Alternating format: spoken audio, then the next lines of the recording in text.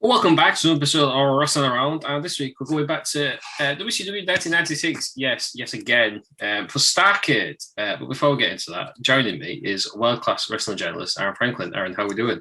I'm very well this week. How are you doing, Ross? I'm very well, thank you. It's nearly Christmas. This is the last show before Christmas. I think we promised a Christmas special. However, that's been shelved for 2 weeks. We're going to do a New Year spectacular instead. I have some big plans. So hopefully Terry Peters' indefinite ban will have finished. He can come back. It's like the Brock Lesnar wrestling around, isn't he? It ends up when he does everyone complains. Yeah. That's the only time Terry Peters and Brock Lesnar can be like compared against each other. Surely. Can't be anything else. Book it. Brock Lesnar versus Terry Peters. We'd all love to see. Actually, no, I think it's less like Brock Lesnar, more like fucking like Caitlyn or someone. You already turn up, you're like, yeah, who cares? And then is it Caitlyn or someone you had on like one episode a year. And it was all right. Like Gilbert. He is more Gilbert. He's more Gilbert, actually. He looks like Gilbert, doesn't he? Mm. Skinny and bald. Very much so. But, I don't think Gilbert's got a police record though. Oh, right, it's just moving on. Joining me is, what do you want to be called? Do you want to be called Wonderful Lew Markham? I think yes. Lovely Lew Markham. You've had a lot this week, haven't you? It's been established as the Wonderful Lew Markham. I think I'm going to go. The Wonderful Lew Markham. Friend of the show, Sam Driver. Yeah. You've made your cultaholic debut, so you've done 2 shows of them now. Yeah. Probably won't do anymore, but it's fine. How did it go? I think we all listened to it. I think it was wonderful, wasn't it? Went down a treat. No one's trolled me online yet. I was expecting some comments, but nobody said out. Yeah, no one's been like, I mean, let me see if I've got any more feedback. Because I reckon some people must recognise your Twitter handle or click on you and then recognise like the photo or something. I just think, that's a great guy. What is this, a crossover episode? Is that what you're thinking? I think that guy's a dick. This guy's a dick. This guy's fantastic. He went down a real treat. No one's commented on Nicole. They've just talked about the Kardashians and why they're famous, which was a hot topic. Also, right, while we're on about it, I Have No Mouth, Yet I Must Scream is a really famous book. Oh, is it? It's like a Hugo Award-winning book, which is like one of the top science fiction book prizes. Quite nerd features. Who might do? Well, I know, but it's really annoying. Well, I've never heard of it ever. Basically, there's like a supercomputer. I think there's 3. There's an American one, a Russian one, or a USSR one, and a Chinese one, and then they end up all working together. They keep 5 humans alive, 5 or 4. So many humans alive. Basically, stops them from killing themselves, and they have to live forever. He basically just tortures them. And in the end, one of them kills all the others. And then so the computer turns into a blob with no mouth. So he can't do anything to himself, but just in like torture. That's why he can't scream. Makes sense. He's got a mouth. Yeah. Have you had the book? I have, yeah. Check out this. This is unexpected, wasn't it? Like, so, Ross is deep into his science fiction. Yeah, it's really good. I'm pretty deep into my science fiction. It's not that long. It's a short story. I read it as part of an anthology. Yeah. I saw Spider-Man last night. Was it good? Yeah, it's really good, yeah. So we're all into our own science fiction. It was just annoying me. I can't believe none of you had heard it. I think for sure Sam Driver would have heard of it. So it's not just getting a mouth, as I described it. And the game is actually, I think it's like multiple endings. Depending on what you do and all that kind of stuff. Involved in getting a mouth. You played the game. Involved in not losing your mouth. Oh, right, okay. So the aim is to just keep your mouth. It seems to stay as a human, not stay as like a gelatinous blob. Gelatinous blob, yeah. Speaking of gelatinous blobs, where's Terry Peters this week? He's still suspended.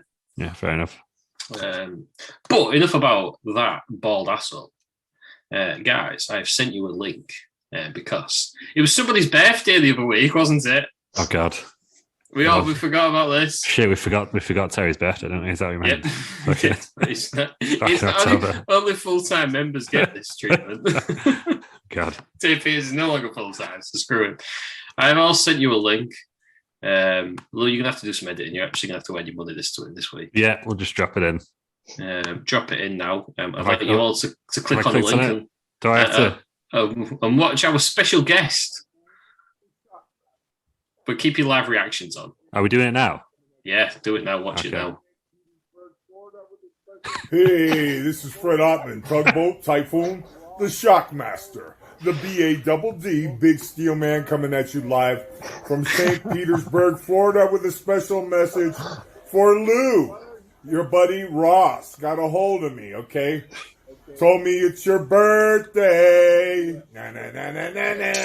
Today is your birthday. Brother, he told me that you're an old school wrestling fan. WWF, WCW. Oh, excellent. Wow, this is... Oh, brother, you're turning 31. Young and full of fun. Oh, my God.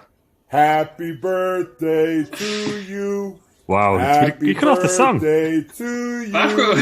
Did you get the full song? Yes. I got the full song. Oh, no, it's carrying on. I must have pressed pause by accident. I was going to say, it's the full song. And many more. And on top of that, brother, I wish you a Merry Christmas. There we go. And a Happy New Year. God bless you. Special happy birthday. Friend of the show, Fred Ottman. Also known as the Shockmaster. Oh. Tugboat. Who was it else? Was it Typhoon? Yeah, Typhoon, Tugboat, and the Shockmaster. Wow. Of all the people. What's Tugboat? You're a fan of WCW. There is no bigger WCW legend than the Shockmaster. I think, that is for sure. So that's there we go. Of all time, isn't it? Yeah. Maybe we'll have to get him in Wrestling Federation. So there we have cameo appearance.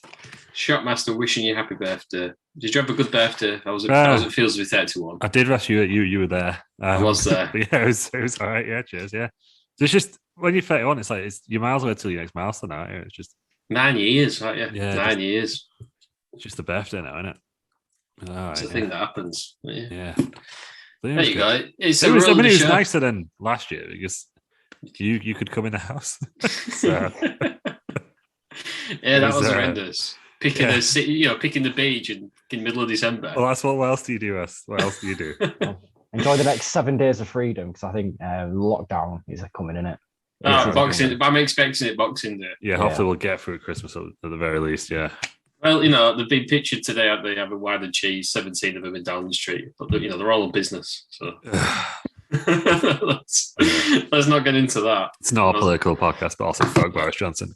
Yeah, but just for I don't know, just like levelness, equality. Fuck Piers Corbyn. Piers Corbyn, yeah. And Piers Morgan, I don't know. Why not? Yeah, fuck them all. Yeah. And Dean Malenko, as we'll get into. There you go, Lou. So there's a fucking Tugboat. Yeah, thank you. Happy birthday from Tugboat. Thank you very much. 31 Tugboat. That's the thing, isn't it? Yeah, that's what was. Never asked him to do any of the singing. That was all him. that was all Tugboat. I like how you put in Christmas, New Year in there as well. You really got your money's worth with That's really that. Yeah. I think I put, can you wish my brother happy birthday? And he's giving you all. So cheers. Thank you. He joins famous people such as Randy Hogan, Gangrel, the coach, and the. I tell you, or not Nathan Cruz. Not Nathan Cruz. Anybody but Nathan Cruz. Refused to do it. Obviously, he listens. Nathan Cruz obviously listened, and Sidgwick, another one, refused to come on. Obviously, listen. Oh God! What was that? What was that? It was the Chupa Chups explosion. Oh, I've got this right.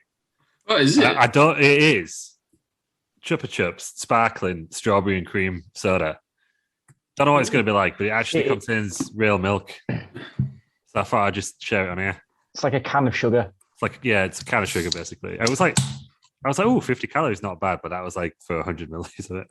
It's a 330 can, is it? Yeah. So, it looks very milky.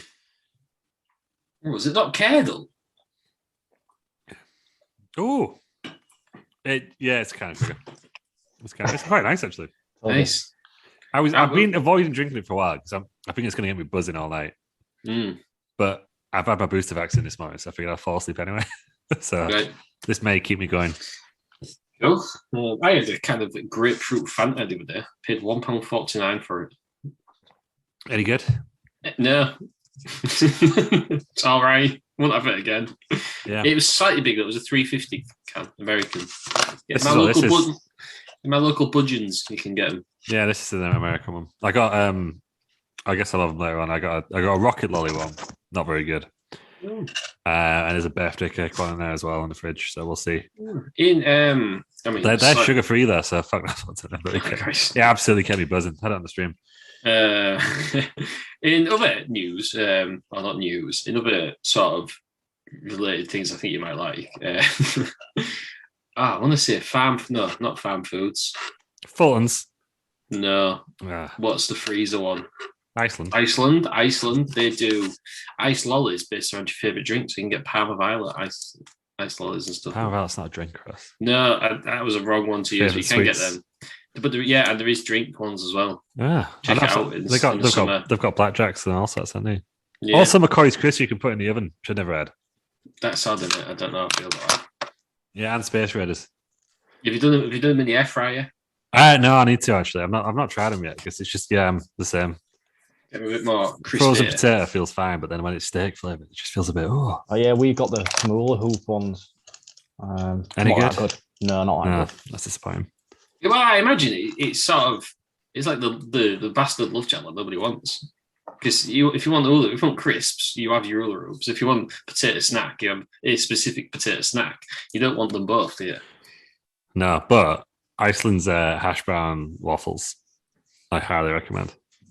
Yeah, it's a waffle. It's just a hash brown shaped like a waffle. It's just. I had a buffet from Aldi and Morrison's over there. All right, good. Plenty of stuff in there. Mini beef Wellingtons. Also, we have some sort of mini fajita wrap. It's all mini stuff. I like to, have mini versions of the real thing. That's the ideal thing about Christmas, isn't it? Just the party food. Yeah, we overcut you. Horrendous trying to work it all out in one oven. That's why you need that. For all different times. That's why you need an air fryer rest of the time. What? Morrison? Shoot everything in for 20 minutes and hope for the best. That's why. Yeah, Morrison's and Aldi have started putting everything at 200 degrees. Yeah. Well done. So, good stuff. Indian snacks. That was on the agenda. Chicken sesame triangle parcels. Delicious. Well left to it. Was this buffet just for you, or did you? Yeah, two of us. Yeah, 2 of us. It's a buffet. Did it all. Banged it all on one plate. Nice. Jobs of fish. I came back in from a night out the other night and just banged out 4 spring rolls in my freezer. Nice. They're good in the air fryer. Are they? Yeah. Yeah. And I put a full fucking Cornish pasty in there. It's changed my life, honestly. Cool. Right, that's enough about food for now. Should we do some wrestling? I think that's why people are here. Yeah, just to give you an update on the Chipper Chips. Like, I feel ill already, and it's been 2 minutes. You feel your teeth falling out? Yeah, I'm gonna have to go brush my teeth in the interval. Cool. That's not how I expected this. WCW Starrcade 1996. I know what you're thinking. Yes, we have done every pay-per-view in 1996 this year. I think we're just following the NWO. We'll do it the same in 1997. Don't you worry. This was on December 29th at the Nashville Municipal Auditorium in Nashville, Tennessee. 9,030 people there. Lou, speaking of eating and drinking, what were they eating and drinking? Dunno. Right, cool. Moving on. Website didn't tell you. So what are you going to do with this? Yeah. How are you supposed to plan? Yeah. Yeah, there's no plan your event. But we'll just, there's not even Bring Me the Horizon, they're playing there soon, so that's good. Oh, it's in 2019. Okay, I don't think the website's up to date. Is it even there anymore? There's no board members we can judge this time ever, which is very disappointing. Tennessee, the South, I imagine it's, sort of barbecue kind of stuff. Yeah, it's still, I believe it. Is it closed? Is it called something else? Is it sponsored? No, it's I'm on the Wikipedia article now. It looks like it's still there, but all the teams left, apart from the Nashville Roller Girls. Nice. The big one. The one that I wanted to keep. of the Women's Flat Track Derby Association, or otherwise commonly as the WFTDA. Is that roller derby? Yeah, but on a flat track. Right. I don't know when is it not. Is it sometimes in a velodrome? I think it's one day we're gonna have to watch that. That's a special the roller derby because ECW turn up on it. I don't believe it is.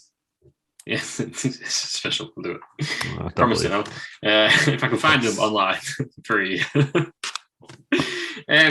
Tony Schiavone, Bobby Heenan, Dusty Rhodes on commentary. Well, they're the main commentators, but I don't think they actually start commentating themselves about halfway through. The first match, you've got Ultimo Dragon. There's Dean Malenko. This is at least 3 years long. Ultimo Dragon is the J Crowd champ, so he's got about 8 belts. Dean Malenko is the WCW Cruiserweight champion. It's the longest match on the card. It is the longest match. It's the longest match I think I've ever seen. Quite possibly. And it's just terrible. Mike Tenay was on comms, which, we slagged off the other week. Or last week, as you learned, for not having, Dusty Rhodes on Cruiserweights because he did the fucking thing about him.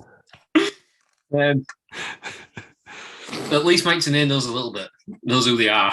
He made it feel like a proper sport, didn't he? Yeah. I think I disagree with you, so I think I like this match.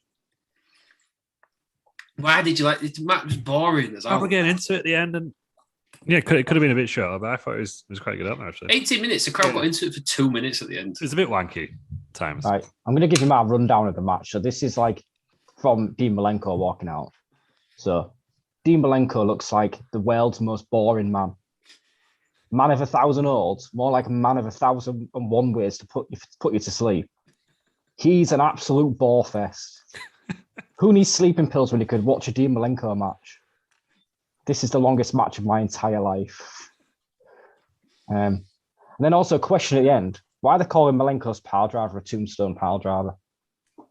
And that's where my notes ended because I was nearly asleep by that point. I mean, you didn't miss out else. I've put one of my notes in here is boring, fans don't care. And Dragon's in a leg hold for about 10 minutes. And then he came out of it and then went straight back into it. I don't think it was too bad. And then Dragon wins after a tiger suplex or a variation of a tiger suplex. I went and Googled tiger suplexes and no variation, Mike Tenay. That is just what the move is. No, I think they say variation up when they do it wrong, don't they? Yeah, but did they do it wrong? No.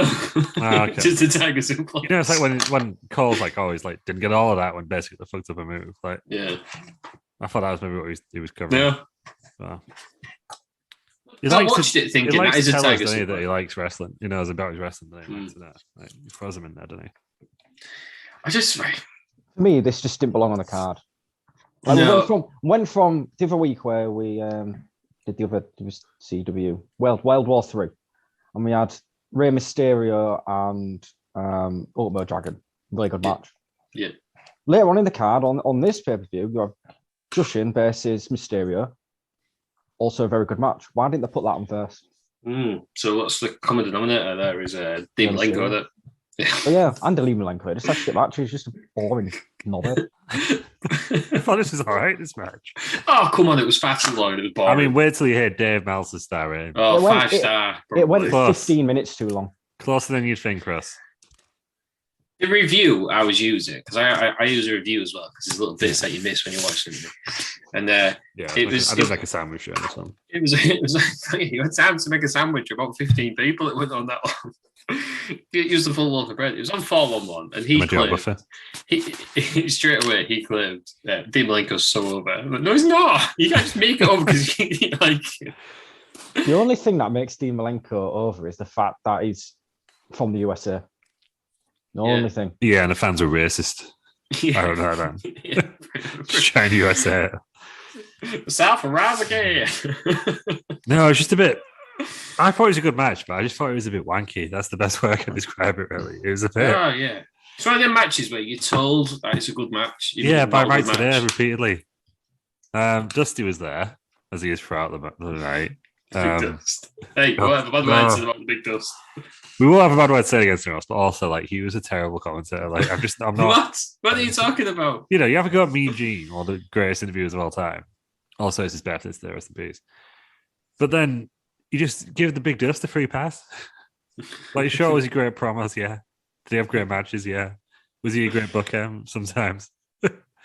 Was he a great commentator? No. In the belly welly.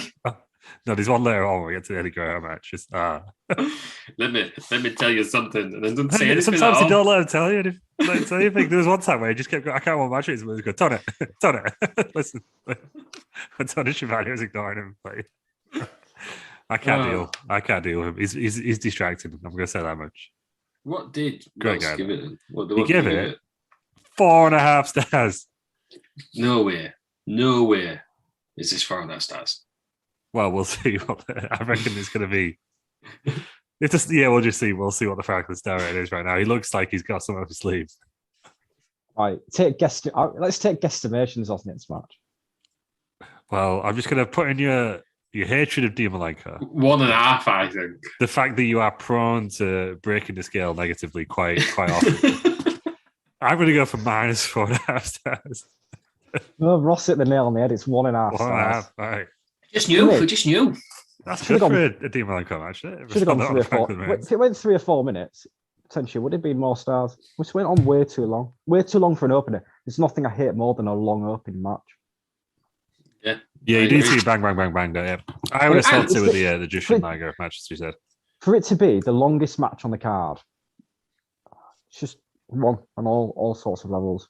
By at least 3 minutes as well. Longest by 3 minutes. Yeah, the first match should not be the longest match on the card. No, I just thought it's a bit self-indulgent, but I did like the sports like presentation of it. Oh, put the NWO on. That's what we're there to see out with. Got all the shirts. Put the NWO on first. Nah, not in the match. Could have put another match on. Could have been somebody else. Put 6 in the match. We've figured it. You know what I mean? Do we need that? Yeah, 6. I'd rather have 6 than Dean Malenko. What's your favourite X-Pac match? X-Pac versus Road Dogg at Royal Rumble 2000. 2000. 2000. Yeah, 2000. Yeah, it was good, right? Did that even happen? I think so. They had a match, didn't they, to see who was carried on DX? Yeah, I did at one point, actually. Yeah, that's true. Right. If that was correct, absolutely. I don't think it was, because I think we watched it also. We didn't watch that pay-per-view. No, but I've watched all of the 2000s pay-per-views. Yeah, but I'm sure we watched it together. King of the Ring? No, it wasn't King of the Ring. SummerSlam 2000 it was. That one. So good, I forgot when it was. Watched it, didn't we? Yeah. Oh god, you can really taste the milk. Cool. Right then. So Mike Tenay was on commentary. He leaves commentary, and for some strange reason, Lee Marshall's on the commentary. Oh, yes, this guy is the best. I'm pretty sure in like what turned out to be last week's episode that I was like, yeah, I think this is his last appearance because he got beat up. But no, he was back. He got beat up for no reason whatsoever. Got beat up for no reason, like shoot beat up. No, but that's why they let him do it like another match just to apologise. I think this guy's great. He's got the best voice. Name a better voice than Lee Marshall. He's Son of the Tiger, isn't he? Yeah, he is. Oh, name a better voice. There's some good voices out there, isn't there? Yeah, I'm not going to say Morgan Freeman. That's a bit cliche, isn't it? Mean Gene. Yeah. I don't know. Give me time to think. Stanley from The Office, but other than that, there's no. Is he the black guy? Yeah. Is he Keith? Is he? I haven't watched it, but is he Keith? No, that's Kevin. Right. Who was he then? Who was he in the English one? Just Stanley. Just an extra character, is it? There's no comparison. Right, cool. Sure. Would you say Akira Hokuto for the inaugural WCW Women's title, and I'm pretty sure you'd never see it ever again. This match belonged nowhere near a pay-per-view. What was up with Akira Hokuto's entrance scab? Yeah. She had like the breathing apparatus on. Weird, wasn't it? Straight into a breast. Well, where else are you going to breathe from? I don't know. I've no idea. And no one comment on it. They said she like Dolly Parton, but nobody commented. Maybe she's what she does. Yeah. She comes out with Sonny Ono again and Kensuke Sasuke. Sasuke. Sasuke, isn't it? Sasuke. No, it is. I don't know. Anyway. They come out then, Antonio. I've not wrote much on this, apart from Guto wins after a DQ bomb. I wrote, well, this is boring. Actually, some really bad wrestling going on. I mean, Medusa was crap, wasn't she? She was just a woman of the time. Yeah, and there weren't many of them, was there? Hence why she got TV time. Yeah, that's the old thing. And Eric Bischoff, fancy it. That was the thing. Is that a thing? Well, she took the title across, didn't she? So, wow, what a storied history the WCW title had. It can't have been many matches. Well, I'll tell you all the reigns if you want. I'll go through them all. Yeah. So Akira Hokuto won it on December 29th, 1996. Starrcade, Yep. Vacated on June the 15th, 1997 because she just left the country. Did she defend it in that time? I don't know. I didn't say. Then Devil Masami won it again in Japan on September the 20th, 1997. So Akira Hokuto left the country, presumably to go back to Japan. So she had to vacate the title. But then they crowned a new WCW Women's Champion in Japan. Yeah, a Japanese wrestler as well, was it? Japanese wrestler. Yeah, that's it. And then he got deactivated January 8th, 1998. Wow. And that is just... Oh, there was also a WCW Women's Cruiserweight Championship. I don't think there was just a... The title was changed hands. Yeah, just got abandoned. There's got to be more to it. I don't think there is. They didn't really care about women, did they? I think we can probably count on one hand. We've done a lot of WCW pay-per-views. We can probably count on one hand how many women's matches there's been. That doesn't include Kayla Robert Parker. Yeah, so they started building in another women's division in 1999, early 2000. But the main competitor in that division was Oklahoma, who was Ed Ferrara. Yeah. It's a classic Russo, that, isn't it? Yeah, I think Medusa won the Cruiserweight Championship, like the men's Cruiserweight Championship. Around that time. Well, she's slightly more entertaining than Dimmalenko. Yeah. I'm dying to hear the star ratings. We go Meltzer first. Yeah. Then we'll see. Then we'll get the real star rating and say why Meltzer's wrong. We should have like a bloody Price is Right thing. Not Price is Right. Play your cards right thing. Where you got to go higher or lower. You get the Meltzer one. You got to go higher or lower on the Frank star ratings. Meltzer gave it 1.25. Well, he's wrong, isn't he? So it was the second this is lower. This is going to be -3 at least. -2. -2, close. Yeah. It's not a good match. It belonged nowhere near a pay-per-view. Monday Night Nitro, yeah, I'll take it any week, but not on a pay-per-view. Just didn't belong anywhere near it. Interesting that there's probably like a similar amount of stars in between the first match and the second match for both Meltzer and the Franklin star ratings. However, one was 4.5 to 1.5. One was 1.5 to -2. Yeah, so the scale's right. The scale's right. It's just where on the scale it is. That's weirdly, Meltzer is scoring higher, which I don't think often happens.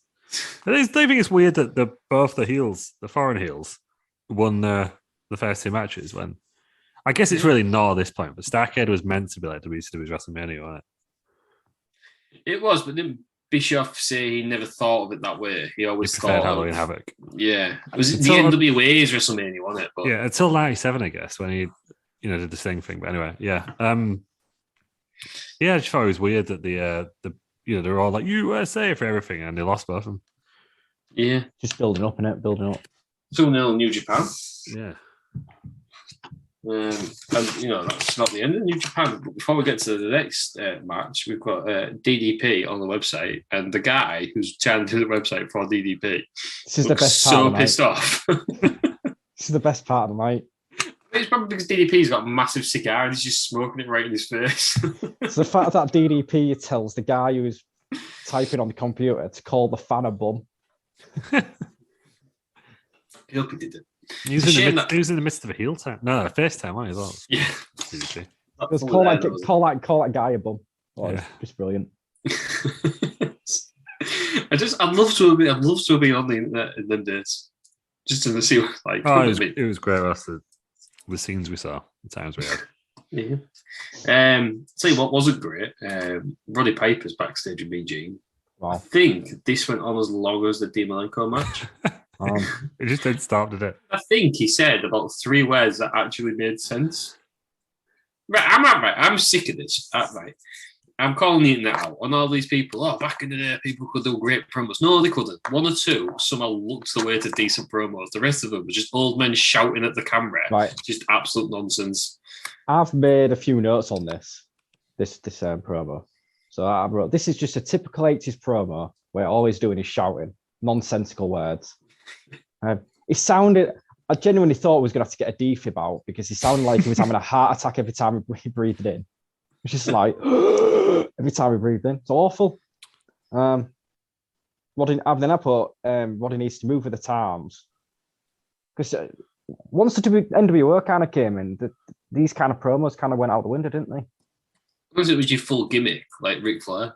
Yeah. That was Ric Flair's gimmick on it, but apparently everyone in the 80s was doing it. Insane old man, yeah. Yeah, just I don't really get Roddy Piper. I think I've said this a million times before anyway. Well, I haven't really watched him, and my introduction to Roddy Piper has been this fucking NWO storyline, and it's just all been absolute dog shit. Yeah. He was over, wasn't he, at this point? Oh, yeah, massively over. Massively over, but I don't really get why. But then, I don't know. The probably people look back on our heroes and think, why are we cheering that guy? Like who? Reginald. I don't think anybody wants to cheer Reginald. I think Reginald's the Vincent, isn't he? The Virgil.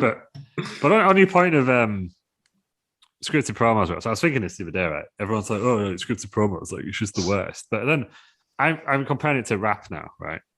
And Snoop Dogg, straight up freestyle, right? No one does like Snoop. But then you have someone like Dr. Dre. He had to get everything written for him, didn't he? Because he couldn't do it himself. So what I'm trying to say is, I don't think there's one approach is better than the other. I think it just depends on the wrestler. My argument would be, it's scripted in it, so there's a storyline, right? So they know what's going to happen next. So it's effectively a TV show. You don't let people on Hollyoaks ad-lib, do you? Well, you do on Curb Your Enthusiasm. Yeah. They don't have a script. It's just, here's a story. Go for it. It's great. Do you know what I mean? But scripted, you can just say stuff, can't you? Yeah. For fuck's sake. Right, I've got to add that in now. No, but I guess there's like the bullet points in there. But yeah, I was just thinking like some people they're quite good actors, some aren't. But the good the other. I just don't think this whole like, well, he had to go back to the WWE. And we talked about this on a news show earlier with Kevin Owens. But when they just Kevin. But yeah, when someone's like, oh yeah, I wish they would leave WWE because they're doing scripted promos. Well, some people need scripted promos, right? Because if you've seen a fucking Jericho promo in AEW, no offense, Aaron, but have you seen Jericho's promos in AEW? It's terrible. Yeah, some of them are absolute dog shit. Yeah. Some are great, some are not so good. Yeah. But everyone tries so hard. He's probably in the top 5 of greatest all time for promos. Yeah, he was. Jericho. I think he's all right. It's Jericho. Yes. They try to add people. I think everyone tries to add to get over a catchphrase or a gimmick or whatever. You know what I mean? Yeah. It's like, look at Conan. How many times they call somebody fucking strawberry? Do you know what I mean? We moved on to a fruit first, though. You got to give credit for that. No, it never went. I don't right. Austin got lucky with his Austin 316, I mean. 1 in a million kind of thing. Yeah. All moving parts. But no, everyone tries to do that in every unscripted program. What, so you didn't like it when Charlotte Flair was going, uh-oh, and trying to get that over? You didn't like that? No, I didn't. Huh. So, I don't like anything Charlotte Flair does, to be fair. And quite frankly, I'm glad she fucked off all the time. Ah, outrageous. Yeah. It's disgusting. Go join AEW with a dad who's just licking the ass until he can. That is completely incorrect. Her dad is not Mick Foley. Boom, boom, boom. Pew, pew, pew. Just shooting at everyone. We'll get inside the news show. Listen to the news show. We've already talked about it. Yeah, we have. Yeah. Terry was there. It's good. Jushin Thunder Liger. That's Rey Mysterio. This is the next. Like, that's 3 Japanese. The Japanese guys are like, yeah, but you can have them on until 9 o'clock. Okay, yeah, we'll check them out first then, shall we? Yeah. And Mike Tenay's back. Mike Tenay's back out on comms. Lee Marshall's gone. I guess he's a women's expert. I don't know why he was there, but Lee Marshall, woman expert. I enjoyed his presence. He's just got a calming voice. Did you think of anyone who's got a better voice than Lee Marshall? No, that's right. That's right. You didn't. There is no one. James L. Jones. Who's that? Darth Vader. Oh, Darth Vader. Well, he didn't speak. Does he speak for a film? No, but when he does speak, not as right. Darth Vader, he's got a great voice. I'll have to listen to him. What about Barry White? Yeah. Dulcet tones of Barry White. Viscera. So there's people. Oh, he died. Have we been through this? Yeah. Sad. So let's have a look. Ranker, I've got 834 best sounding speaking voices of all times. James L. Jones is number 1. Oh, well, that's because I didn't watch WCW in the nights. So. Randy Savage is number 5, though. Oh, yeah. Patrick Warburton, yes. Joe from yeah, that is good. What's his name on there? The guy who plays Bojack. What's his name? Will Arnett. Yeah. Yeah, he can do everything, though, can't he? Yeah, he's also Christopher Walken. Right, I love Christopher Walken's voice, but he should not be in the top 10 of best speaking voices. I'm not going to try and do another Christopher Walken impression after the last episode. What guy? Benedict Cumberbatch is 13th. Oh, he's the worst, isn't he? Yeah, I hate him. Matt Berry, he's 20th. That guy. Yeah, brilliant. Yeah, good people there. So, I'll tell you who's not on there. No. Terry Peters. He has a terrible voice. Terrible voice for a terrible human. We've had feedback. He's the worst. But imagine him narrating like a nature documentary. Oh, we can all look at these fucking birds. All of them to a shagging. Look at that bird, little prick his head down. Right, moving on. I want to see it now. We could do that as a Christmas. That's the Christmas special. Terry Peters, but he's presenting like Blue Planet or something. Christ. So, Juicy would like us to see it 14 minutes. The best match so far, in my opinion. 100%. Yeah, it's all right. It's not Dean Malenko, is he? There's two of them. Yeah, that's the point. That's why it's the best match so far, because none of these are Dean Malenko. Yeah. Malenko's get a bad rap from you guys, but yeah, I preferred this match. It's about time Malenko got called out. He's boring. There's a reason he didn't do anything. If he's this great, great worker of all time, it's not because he was small. I'm not having that. Yes, he had a weird body type, but it's not because he's small. It's just because he was genuinely crap. He couldn't do promos. It was boring to watch wrestle. That's why I did. Yeah, it was the charisma on it, I think. Bloody game. Yeah, charisma of a teaspoon, didn't he? Well, no, teaspoons are more fun. Charisma of a... What's the fun about teaspoon? Well, you can look at yourself in them and that, and bang them on your nose and whatnot. Yeah, Can't really have a Demon Malenko. Yeah, that's true. Yeah, Yuri Geller bends him. Don't bend Demon Malenko, does he? I'd watch it. But He's never tried. Yuri Geller just molded Demon Malenko up. Wrestling Federation Christmas special tonight. Yuri Geller. He's got nothing going for him, Demon Malenko. Do you know what I mean? Just no. It was all right, wasn't No, it wasn't. Yeah, it was. No, it wasn't. Safe pair of hands. No, boring. Safe pair of hands. He had a couple of mates, and there was like, "Oh, we're going to WF. Do you fancy coming?" He was like, "Yeah, all right." Yeah, that's it. Got lucky. Then became a mad rapist. So what storyline? Just to clarify. Done later. That's that much editing, do I? Christ, storyline. The character, Dean Malenko. Jesus fucking Christ. He did, didn't he? I don't remember it. I'm sure we'll get to it. He had that thing with Lita. We watched him with that thing, mate. Where he was trying to win a date with her and that. Yeah, he was like a James Bond because Vince thought it was funny, didn't he? So, yeah, because he has no charisma. Yeah. He did the same business as Cesaro after, didn't he? Anyway. Yeah. Oh, again, has no charisma. Unless he's with Sheamus, and we all know Sheamus is the charisma. Unless he's on up, down, down. Switched up. Yeah, well, it's not transferable, is it? Yeah, Dennis Knight was apparently hilarious backstage. Look at him. He had no pants on for a bit. Dennis Knight, so the guy from Jurassic Park. I've been done that before. I've done that job before. Anyway. Naked Midian. Yeah. Great character. He said, I didn't have that on translate. It's great. He became a chef. Right. This match, one thing really annoyed me in this match. So Rey Mysterio hits some moonsaults to the outside. 10 count. as expected, they're both outside, aren't they? Yeah. Ref's doing 10.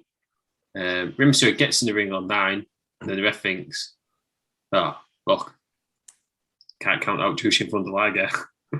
I'll just stop doing the count. Jushin Thunder Liger takes about an hour to get back in the ring. Come on, the commentators were like, great refereeing. You've got less stuff going, yeah. The crowd want to see it. No. The crowd got rules.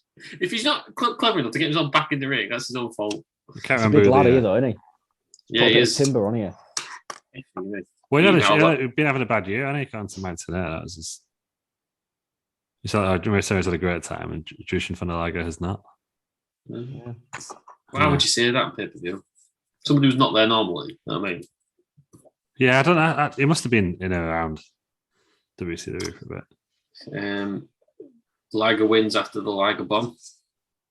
14 minutes. Oh, but just good, nice to watch. It was all right, wasn't it? Again, I like the sports like feel of it. It's such a different product to the main event, in it. It's on the same show, which I guess is why Bischoff always says like wrestling's buffet.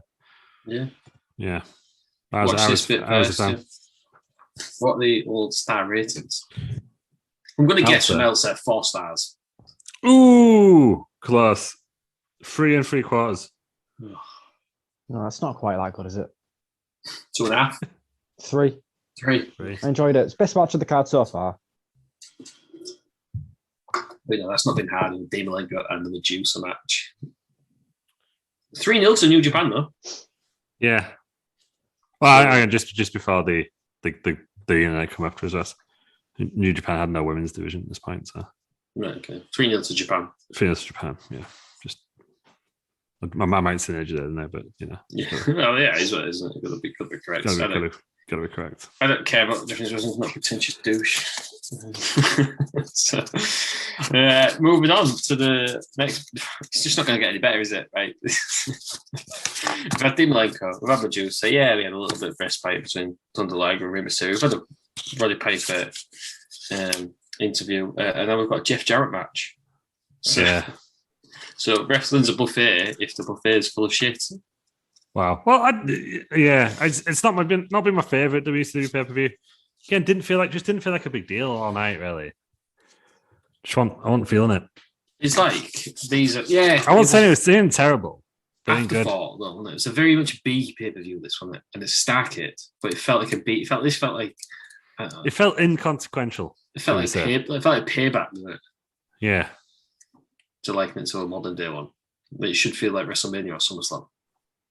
Yeah, I guess they're building up to sold out. Nah, don't know. Sold out was the next pay-per-view. Don't know what they're building up to. There's a Clash of the Champions there as well, isn't there? In between, I think. But yeah. So we've got Chris Benoit, Jeff Jarrett in a no DQ match. Benoit comes out with Woman. They're both in the Horsemen, so Benoit's getting jealous of Jeff Jarrett, and Ric Flair has sort of said Jeff Jarrett's the one. Oh, Jeff Jarrett wasn't an actual Horseman, was it? No, I don't think he was ever in. It's the fourth spot was taken by fucking Mongo. Hey, Mongo did direct on this pay-per-view. I'm not here about the heads about Mongo. You stuck up for Dean Malenko, you're slagging off Mongo. Do you even watch wrestling? Yeah. He tried, didn't he? Just trying to get the internet back on board, What's worse, Jeff Jarrett or Jeff Jarrett's rig attire? Ooh. Well, yeah, he should have changed it if they were trying to take him seriously. If they were actually trying to build him to be Horseman-esque, you can't be wearing that, can he? Take the straps off. Take the straps off. Yeah, I just really hate how much 1996 WCW were pushing Jarrett down everyone's throat. Mm-hmm. Oh, this is so. We've seen the feud of the Giants. Someone come like on top. Because he came out, and I think that he was in Nashville. He didn't really get cheered, did he? No. And I think even he looked a bit perturbed.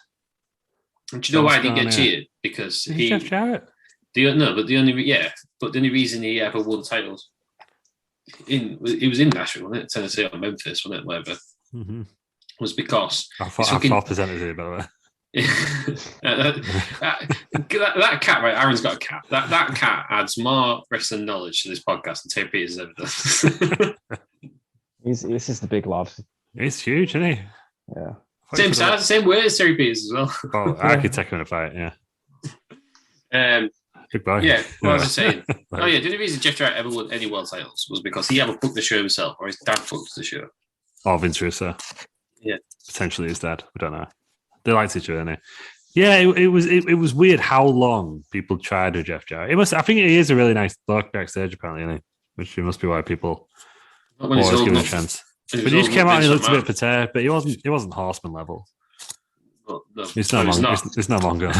Nobody is Mongo. It's not Paul Roma. Do you know what I mean? Like he wasn't even heavyweight champion level, though, was he? No. No. It's all about who you know. Yeah. I didn't really get because this whole day trying to get Jeff Jarrett in the main event spot went on for like 5 years, didn't it? Across 2 companies. He did not really in WWE. I think he had a level in WWE. Yeah. He was in an Intercontinental title, right? Yeah, but I think he probably wanted more, didn't he?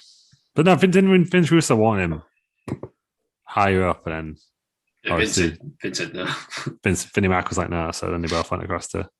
No, this guy cannot beat The Rock, Austin, Triple H, Undertaker. Yeah, I just amazed how they tried so much. Yeah. This match then, it was an ODQ match. It could have been a normal match for me. Should we talk about the Chris and Nancy storyline? I think it's been done. It's been done, hasn't it? Should we go there? Well, it's already been. We spoke about this the other week, didn't we? When it was all kicking off properly. Because the night before World War III, Kevin Sullivan and Chris Benoit got in a fight, didn't they? And all bruises around his face. Think he feels guilty, Kevin Sullivan? Or that he booked the angle that. Yeah, I don't know. It's one of those things, isn't it? Yeah, you can't tell he's going to be a murderer when you book him in a wrestling angle. No, but anyhow, woman breaks up a figure 4. Ann Anderson then comes out looking all stern. Ann Anderson comes out and doesn't do anything for a bit. It's just like, is that not like the? I know that everyone loves Ann Anderson, again, but is that not? You know what you just said there? Does that not encapsulate like Ann Anderson's entire career? Yeah, Ann Anderson comes out and doesn't really do anything. When does he ever do anything? Like when was Ann Anderson great? Like I don't understand. When was this? Like there must have been any time period, and maybe we're missing it. 80s, wasn't it? It was 80s, I think, wasn't it? The late 90s stuff. Well, this is fucking 1996. Nearly 1997. We're for 2 days away. Yeah, it's just. I think you're a bit harsh on him. Oh, a bit harsh on him. Like you go off on one, people are like, God. It goes boring as that. Gene Oakland and that. What does Ann Anderson actually do? He's manager, isn't he? Enforcer. But even the commentators like, he's just going to do whatever Flair wants him to do anyway, because he's just a bitch. Isn't he? That's basically what they were saying. Is the enforcer? Ric Flair's like boring ass mate, wasn't he? Is Ann Anderson the enforcer? But what did he enforce? He tried to enforce it in this match and fucked it up. The rules. Ah, good God. Enforces the horseman's bidding. There must have been a period in time where he did something. Yeah, if anyone's listening. Yeah, got a knows any great Ann Anderson matches. Feel free to send them through. He threatens to shoot people on Dynamite. Oh, God. Oh my God, even his podcast is boring, isn't it? Like, his podcast is the absolute shit because he doesn't actually know anything. He can't do a Blue Chew advert to say he's live. All right. Anyway, where were we? Ann Anderson came out. Well, yeah, that'd make him interesting if he actually did come out. Anyway, continue. Then Hugh Morris and Conan come out and grab hold of a woman. Oh, they're fucking all these random jobbers coming out. It's free. I think they're in the Dungeon of Doom. Yeah, that's still a thing. Kevin Sullivan comes out. Ann Anderson DDTs Jeff Jarrett, sort of some no reason.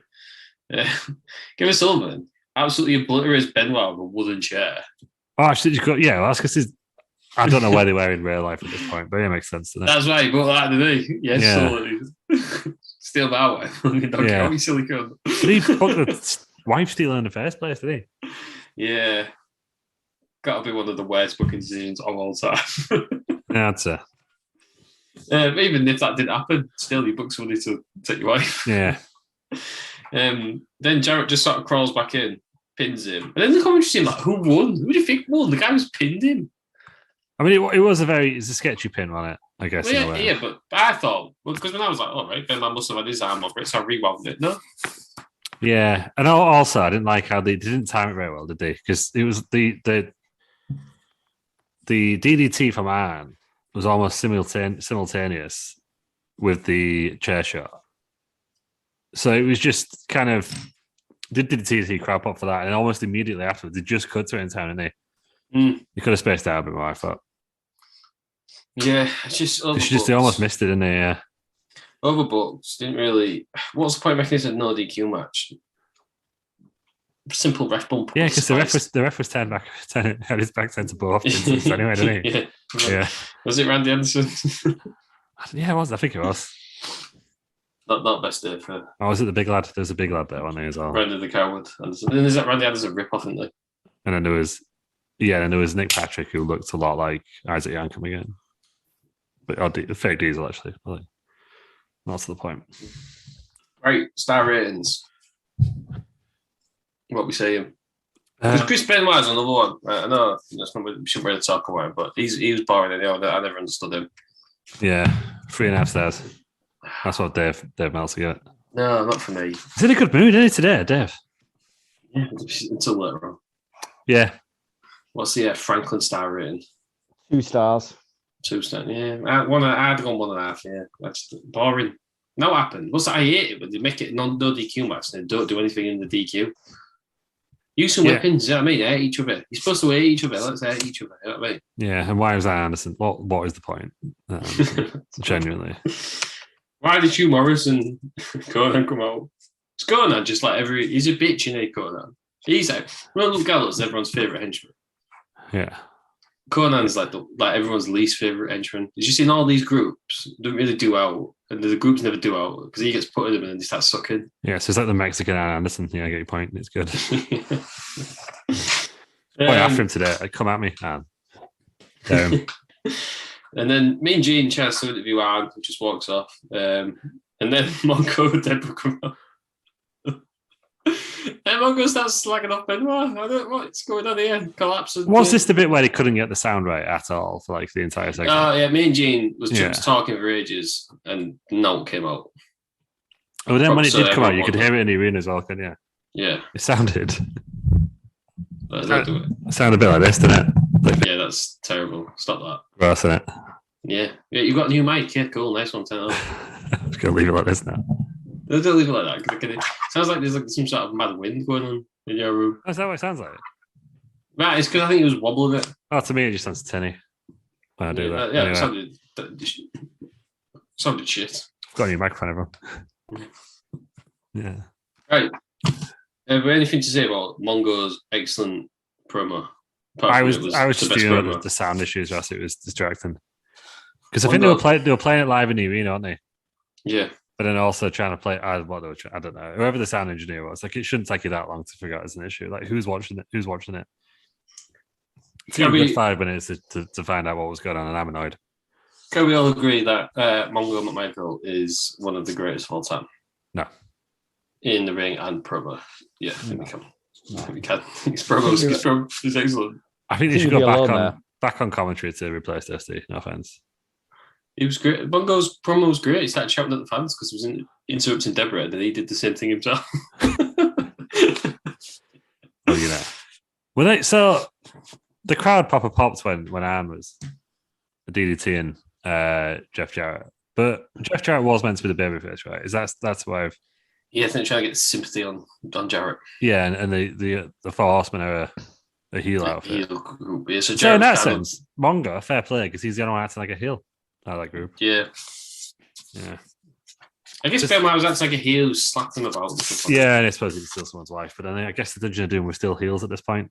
So, shades of grey. It's crazy. Shades of grey. We get a little weird video package. Sting and the NWO history. Not much of it yet. What's been going on? No. I thought there would be more Sting. Yeah, I'm surprised that everyone forgot about him. He finally came back. It was like a year later, wasn't it? It was like, oh, yeah, he's talking about Sting. Yeah. Yeah, he did do some. He was in the rafters and that only for a while. Yeah. Was it this pay-per-view as well, wasn't he? Yeah. Later on. Guys, NWO then. So what? We're halfway through the show, over halfway through the show. We've had 4 matches. Finally get some NWO, get the Outsiders, the WCW Tag Champs. They come out with 6. And they're against Faces of Fear, who is Ming and Barbarian with Jimmy Hart, which I just... That's like... it's weird, this period, isn't it? Because there's like remnants of the old way of wrestling and remnants of the new cool way of wrestling. Jimmy Hart managing anyone. It's definitely the only, especially these barbarians. It just doesn't make sense, does it? No, but I'm glad they realised this and didn't put him in the NWO. Can you imagine how that turned out like? Yeah. Did he ever go in it? I don't think so. Well, Jim? No, I don't think he did. I don't believe so. No, it's probably for the best in it, but credit for them for realising this. That's what I'm saying. They had DiBiase as a manager, didn't they? Yeah. And Miss Elizabeth. Yeah. She had so much. What? She had so much to the NWO, and she Miss Elizabeth. Yeah, she was. Yeah, the way she stands there, I was like, well. Again, people say she's the best manager of all time. More of that, please. She's only ever done one thing, and that was slightly lift up a skirt. She married Macho Man. Yeah. He loves her, everybody. It was great, Ross. Come on. Yeah, what was that, like WrestleMania like 7 or something? It was great. Anyway. Like a powers explode. Nick Patrick is the ref, so he's clearly an NWO ref. It's on the pay scale. It looks like Fair Diesel, yeah. Yeah. This went 11 minutes. This was... So we had it like World War III, didn't we? We had these two teams and the Nasty Boys. Yeah, well done for removing the Nasty Boys, but this match is still absolute dog shit. Yeah. I quite like this match. Just big men in it. Big burly men. Big men slapping meat. I don't get National Hall at all. I don't get it. Just been cool, aren't they? No. Cocky heels. Oh, Nash, don't even get me started on that. Kevin Nash ruined wrestling. Scott Alden as well. Both of them together. NWO was the single-handedly worst thing to ever happen to wrestling. What are you talking about, you? Like, what is it with this like nonsense that you come out with sometimes?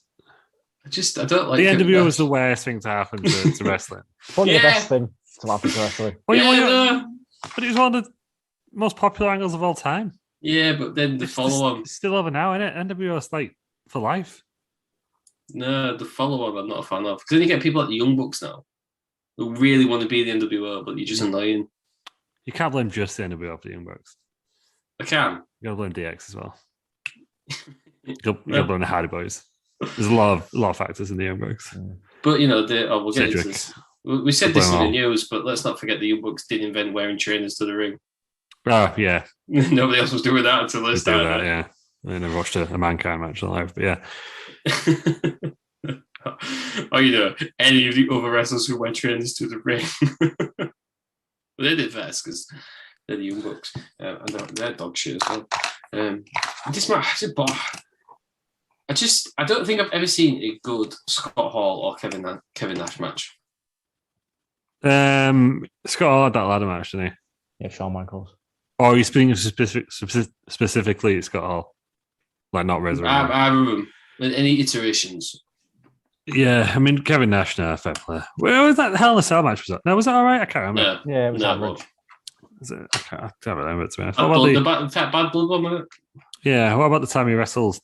He was meant to wrestle CM, but no, he didn't even wrestle in that, did he? He did have a match with Triple H, didn't he? Yeah, Hell in a Cell. No, I'm sure he had another one, like in 2011 thing. Yeah. I don't think. Everyone asking for, wasn't it? Triple H, Kevin Nash in 2011. Yeah, I don't think it was good. I don't remember it being good, but it was there and it was a match. But no, yeah, you're probably right. I think Scott Hall put out a couple as Razor with Shawn Michaels. But as Ric Flair said, that the best thing that Scott Hall did was just be in the ring while Shawn Michaels wrestled a ladder. Yeah. It's not the worst thing to happen to wrestling, are they? Definitely Vince Russo. Yeah. Just wait. We've got like 4 years to go, mate, and we'll be there. Because Lou picks these shows and he loves WCW. Sure do. We're following this whole angle, I have to tell you, right? We're just like... They've been NWO for ages. Yeah, we're just going to go through... This is it now. It's 25 years, until, like, 25-year anniversary for it all. So. Yeah, we're going to go through to like 2026 and we're watching WCW Sin. That's how it ends. Christ. I think I'll have ended before then. No, that's what we're doing. It was... Yeah, I don't think it was very good. To be honest, I don't really remember it, so I don't know if that's a good or bad thing. I didn't write anything down for it. No, well, it didn't happen for me. I didn't write much. The sort of ending of the match was enjoyable, but it was 6 chased off Jimmy Hart with his megaphone. They both ran backstage, and then Nash Jackknife powerbomb Barbarian. Those had us to win and return. I think there was a few slow counts from Nick Patrick and all that kind of stuff. Yeah, of course it was. Corrupt official. Yeah, but it's been known that it's corrupt. Yeah, this is a WCW pay-per-view and it's still paying. And like a year later, anyway, it's fine. But yeah. Star ratings. I can't imagine this is very high in the Meltzer. Well, you don't like these guys anyway. I think we're going to see the old classic Meltzer Franklin swing. He gave it the worst match on the card, according to Dave Meltzer, 1 star. No, he's wrong, isn't he? He's wrong about that. It's not the worst match on the card. I give it 3. I enjoyed it. I've never got Meng and Barbarian. Hang on, you give it the same as the Rey Mysterio and the Braga match? Yeah. Okay. I just enjoyed it. I like big belly men smashing meat. So yeah. I don't know. I just thought it was very unmemorable. 2.5. Can't remember it. You won't mess with Meng, though, would you? No. He's supposedly an hard man, isn't he? He's supposed to be one of the like proper hard wrestlers. Yeah. Like legit. Yeah. Legit bad man. Wins bar fights and all that kind of stuff. Poke someone's eye out as I am. Just like diverse a little bit. If you could choose like 3 people to have a decide in a bar fight, who would you have? Wrestlers only, or just like people in general? No, wrestlers only. Yeah. Brock Lesnar. Yeah. I would just push him forward.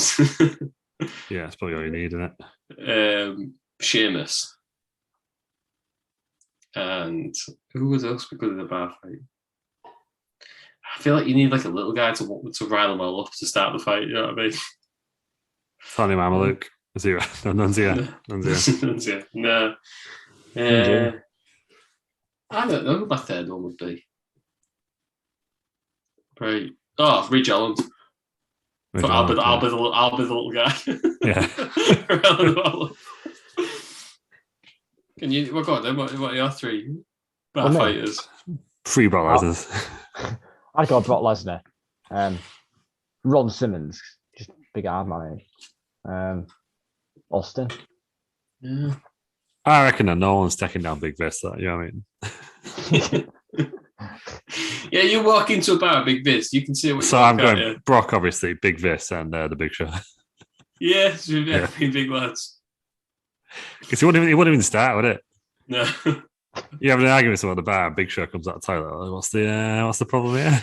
Just gently puts his hand on someone's shoulder. You've got a problem, pal.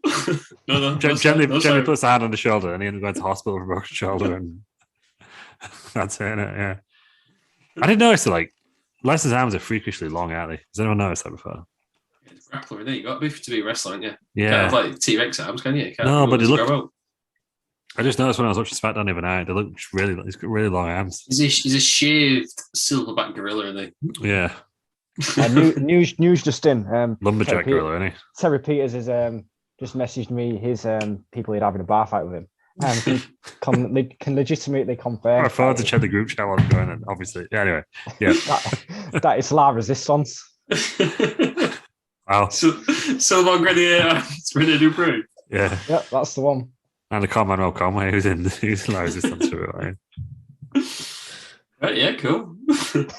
Different Peters, but you know what I mean. Yeah. Likes what he likes. He likes Frenchmen. Little Frenchmen. Little tighty whities. Yeah, I always knew that about him. I thought it'd had someone like Dalton Castle or something. Who else? Sort of twists. No. Oh, for God's sake. It doesn't matter because I'm deleting this bit anyway. Continue. Right then, moving on. Another promo that went on for about 7 hours. Ted DiBiase, Hogan, Miss Elizabeth, and Vincent are all backstage. Love how they're in an actual interview because they're in WO. I like the detail. Yeah, and they kept explaining that they paid for time on there or something. Oh, was that this? No, this was the one where they said because Piper had spoken, like he had the legal right to reply or something on it. That was the answer. So it was like we can Keir Starmer or something. Yeah, but you know, Hogan, come on, too long. It's just too long. Could have knocked 15 minutes off this pay-per-view. It's been 2.5 hours long, and we'd have all enjoyed ourselves. He's loving being a heel, isn't he? Yeah, you can tell he's having the time of his life. He's got his mustache and his mojo back. Well, that was it. That's it, isn't it? And he's got a beard, eh? Yeah. I just don't like promos of this era. We don't do hour-long promos anymore. Yeah. I do like the way they were doing it, though. Like, the way they were, like, an invasive organization. I mean, I guess they've got WCW contracts. I guess that's how you get around that one, right? But, yeah the fact they're all doing their own stuff and I thought it was good. Yeah, Ted DiBiase was a good way of bringing him in when he was bankrolling it. Yeah. You thought he had a bit more money, though, because everything's black and white. Other than that, it's good. Yeah, and they used to put in there before like promos and stuff, before their like video packages. This is paid for by the New World Order, isn't it? Yeah, which was the one where it was. Oh no, we've not seen it yet, actually. It's sold out. I'll explain it. It's sold out, but it's very good how to do this. It's sold out. Right. Because that's their pay per view, isn't it? Mm-hmm. And they have their own their own commentators, don't they? I mean, their own commentators. No one gets. No, we've never seen it before. The one where Ted DiBiase was just in the crowd the entire night. Is that Halloween Havoc? That's the first one, isn't it? Yeah, that was great. Though. I watched NWO documentary the video, and Kevin Nash says it's sold out, where it just falls apart and goes to shit, basically. Yeah, because I think that was when they realised that they were trying to do a separate NWO brand, weren't they? And I think that was when they realised it wouldn't really happen. We'll get into it when we do it next month, but basically it says that they had their own referees, their own commentators, yet they didn't win all the matches. How do you work out when they've got their own referees? And at that point, that was just downhill from there, basically. And then they started just recruiting way too many people. Well, that's because Bischoff wanted to do Nitro as NWO and Thunder as WCW. Yeah. The original brand split.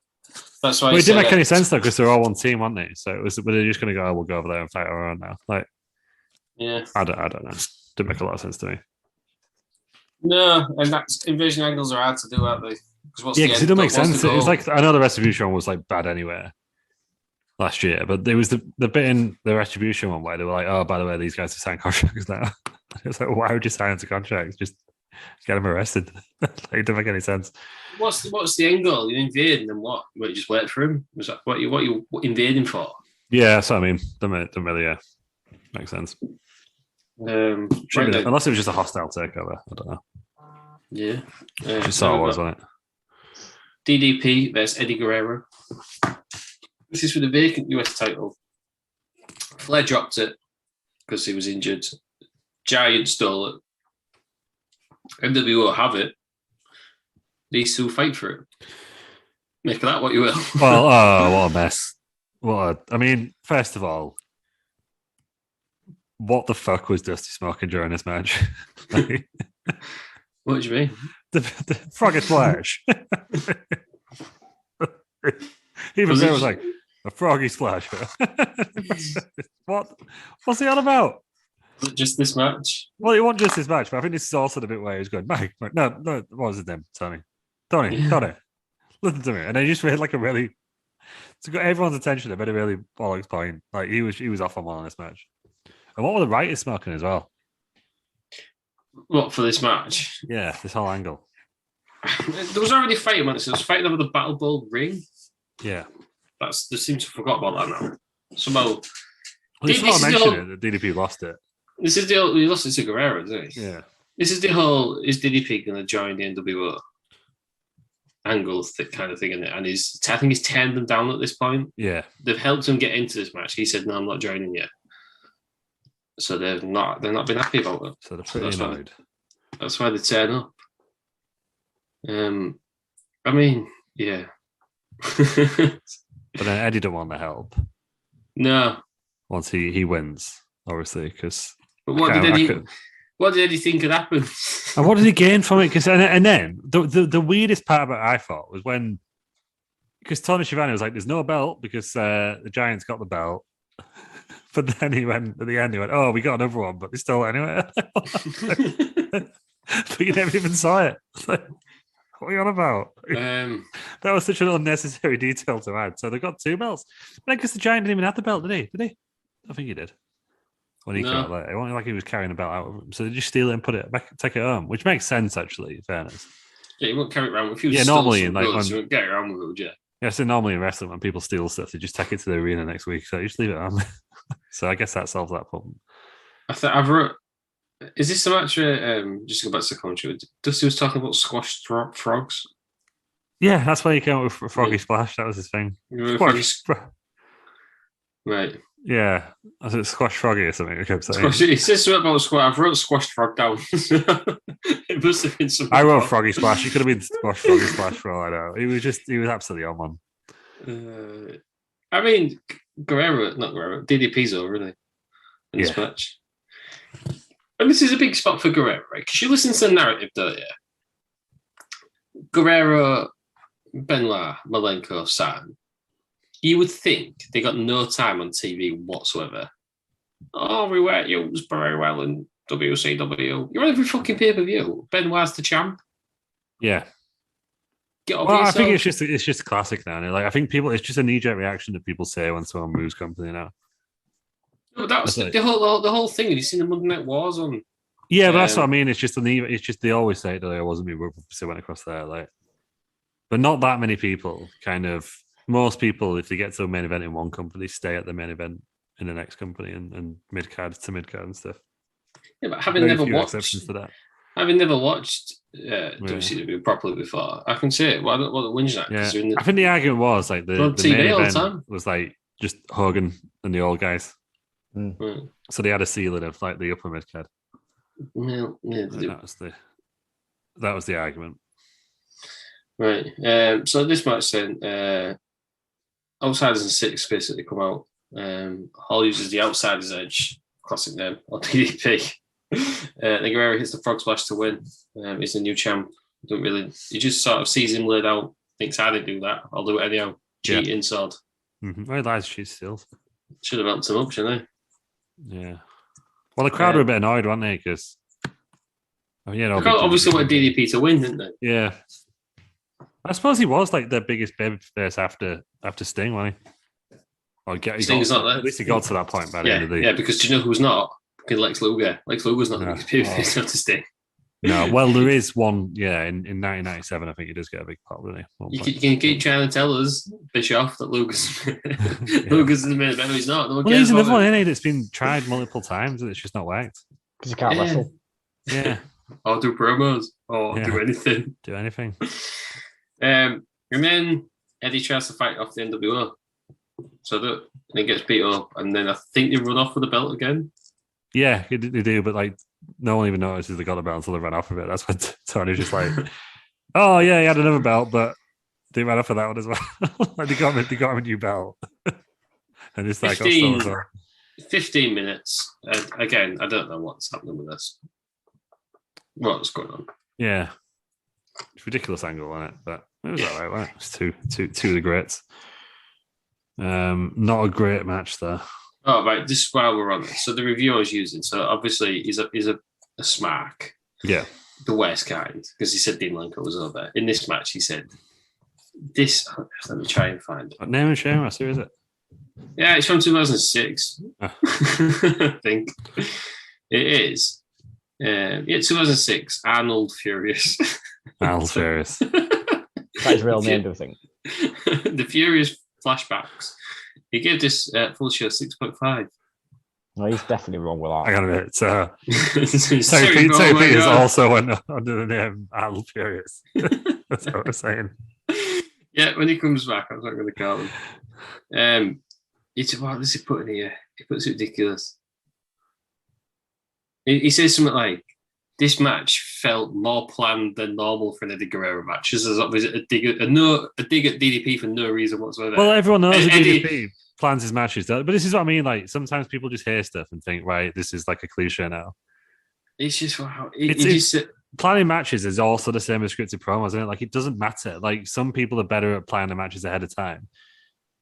Like how would they cope with someone like Sami Zayn? He plans everything, doesn't he? This is what he writes. It's fucking Arnold Furious. This feels really, really in capital letters pre-planned, even more so than usual from DDP. Because I'm used to Eddie working a more improvised match. How do you know? How do you know what Eddie's improvising? You don't know, do you?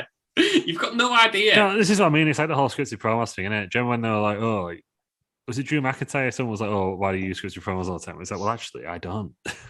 So have that. But yeah. if you know someone's improvising, they're not doing it very well, are they? Yeah, but no, I think it's just the same thing, isn't it? Like some people might be better at doing matches where they just kind of do it on the fly. Some people like DDP obviously prefer to do it ahead of time. It doesn't matter, does it? Like I don't understand why people get so caught up in the production of it. And I guess we do in a way because we're doing a wrestling podcast. But do you know what I mean? Like it's, the only thing that really matters is what's on your screen, isn't it? Like how they got there, the creative process for getting there. Who cares? I thought this was actually all right. I quite like DDP the more I watch him. Yeah, it's good, isn't he? That's what I've been saying for years, Ross. DDP, the greatest of all time. Never really watched him though. Yeah. Apparently, just to go back on the matches, I think that's why Undertaker fell out with him, apparently, because he wanted to tell him what to do. Yeah, and apparently Sami Zayn had a lot of heat at one point for doing that, but it just works for them, doesn't it? Oh, Sami, yeah, because he has bad matches, doesn't he, Sami Zayn? So I mean, like, it doesn't matter how he gets there. It's like, sometimes when it's like, oh, Vince ripped up SmackDown like an hour before the show. If SmackDown was good, who the fuck cares? Like, everyone treats it like a bad thing, don't they? Like, oh, he's pre-planned his match. Oh, he's done this. Like, it doesn't matter. If it's a good match, it's a good match. Doesn't matter how you got there. Stop bothering yourselves with it. Yeah. Anyway, yeah. Finished? I had a bit more on the phone. Remember the sugar high of this chili chips is kicked in. You finished the full can? Yeah, I have. Yeah. I feel very sick. Right, star ratings. Chill out. Do the star ratings. Well, David Meltzer gave it 3 stars. 3 stars. He's wrong. DDP deserves better than that. Ooh, higher. Yeah, higher. I really, really enjoyed this match. They had quite a few matches around this period, didn't they, Eddie and DDP? I went 4 stars for this. Best. I actually wrote here match of the pay-per-view so far. I mean, the 2 matches coming later have got Lex Luger and Hogan in them. So I think it's a safe bet to say that this match might be the best one on the card. Yeah. Having said that, I can't work out your scale, so I don't know. Just you wait. I'd agree with you. I think this is. I did like the Juice and Liger one and Rey Mysterio, but yeah, I think I'd probably rather watch this one again. Yeah, them 2 matches were so far the best matches on the card, without a doubt. All the rest were just throwaway, weren't they? Yeah, most of them didn't belong on this pay-per-view. Yeah, got Lou said some nice things about your favorite wrestler. DDP. Yeah, it's good. It was a good match on it. Yeah, it was. No, I just thought he's becoming like the organic babyface now, isn't it? Like, obviously, you got Sting, who's going to be the main guy, but it was nice to see him go from like, when we started watching like 96 Uncensored, it was just kind of this annoying heel who was like, okay, like doing really long, boring ass matches. Yeah. It's just quite a good match on it. Johnny be back. Yeah, and it's nice to see him kind of be really involved in a big storyline. Just natural crowd reaction behind him and return him to kind of suit that reaction. And when did he win?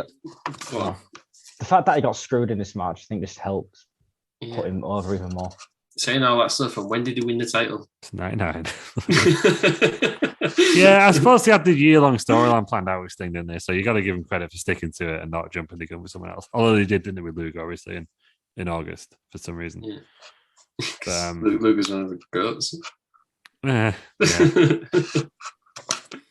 The next match, speaking of Luke, then he's in the next match. He's going against the Giant. For some reason, this went 13 minutes. It's fucking awful. My first line here is slow and terrible. It's a weird squash match where I don't know. I just don't understand Luger. I just don't understand how he got so many chances. I think why he was there for so long. I think everyone just looked at him and thought, "No, yeah, big guy. He looks good."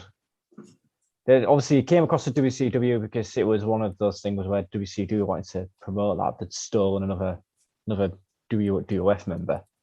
Yeah, because they could get it. Yeah. It was attainable, wasn't it, at the time? Yeah, that's it. That's all it comes down to, I think. It's just the fact that they could advertise, Luger's going to be appearing tonight. So it was at the point, wasn't it, where WWF pre-recorded all their shows. Yeah. And WCW went live. So he appeared like the same time. A bit like the Outsiders appeared on the same night on both shows. Yeah, and who did it? What was it for? Rick Rude did it, didn't he? Yeah.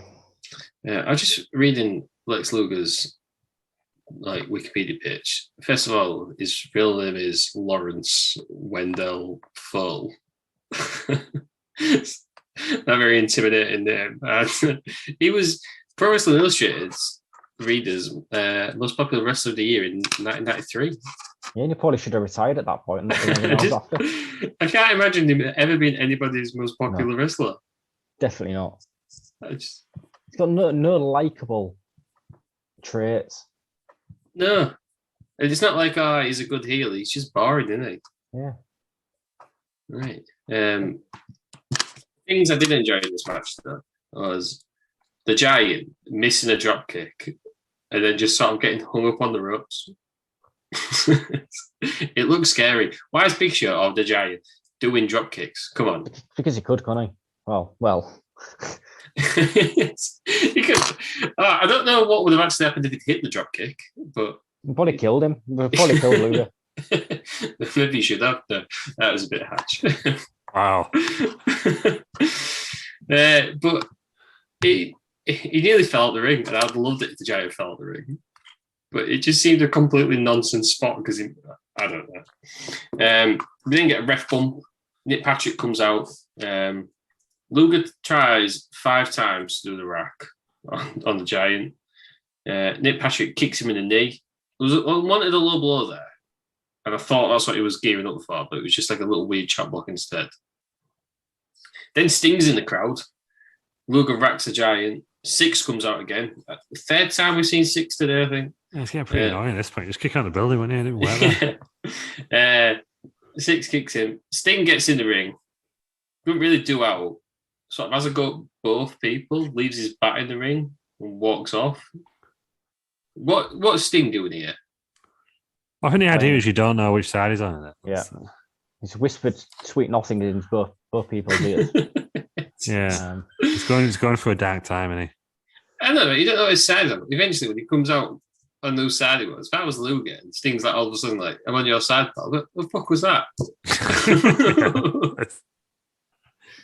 Well, they all turned on Sting first, though. Remember? What was it? Starrcade, 96. What were you playing that there, mate? I was obviously getting beat up by 3 of them, and you've just come in and slammed my head on the ground. Don't care, does he? He's a lone wolf.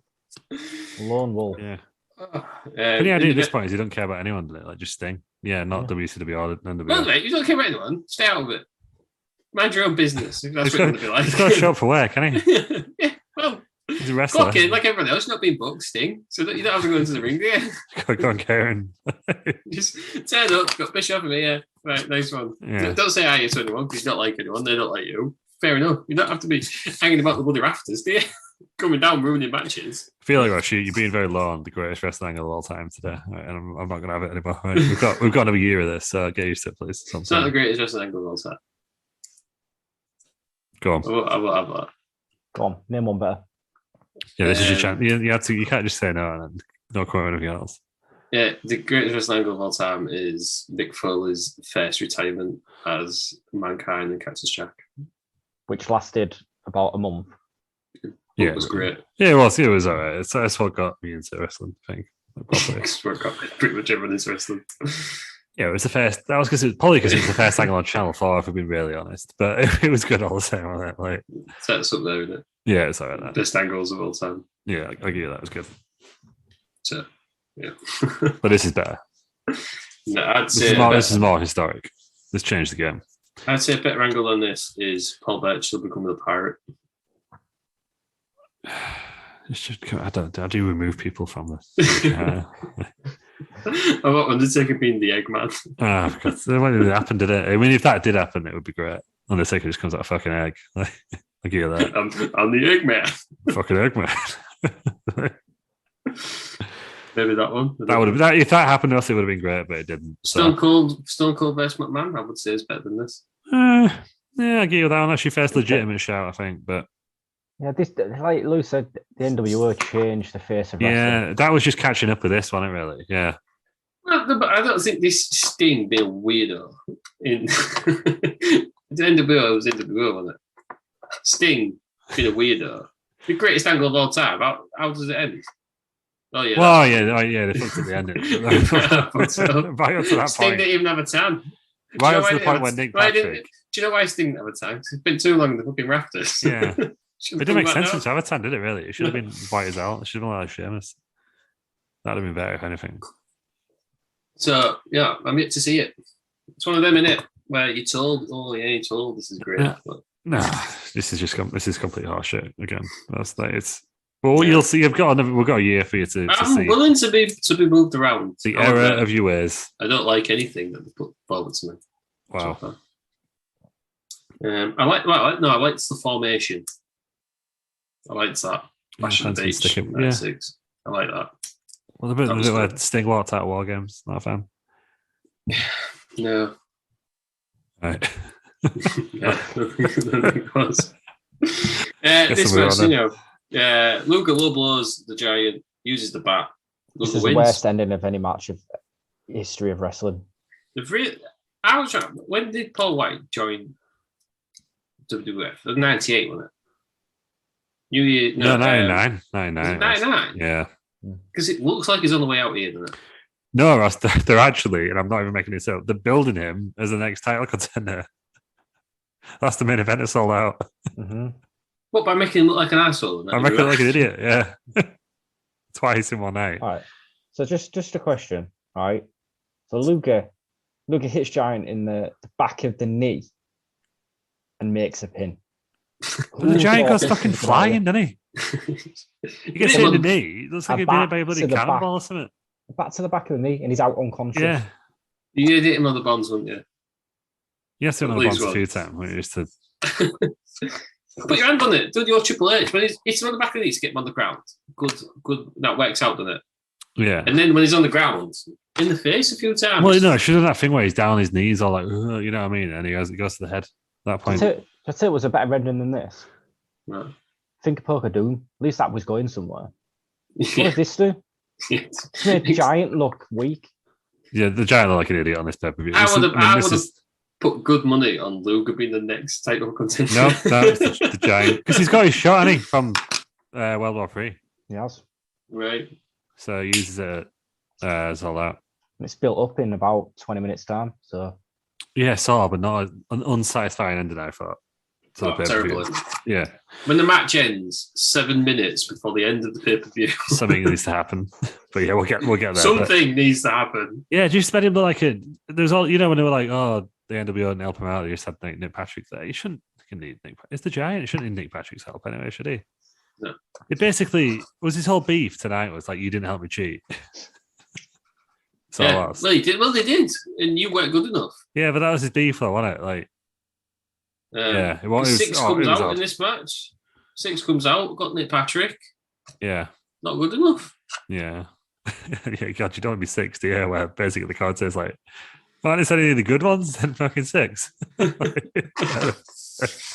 are any of the decent members of NWO? He's somebody who looked his way into a lot of big groups, hasn't he?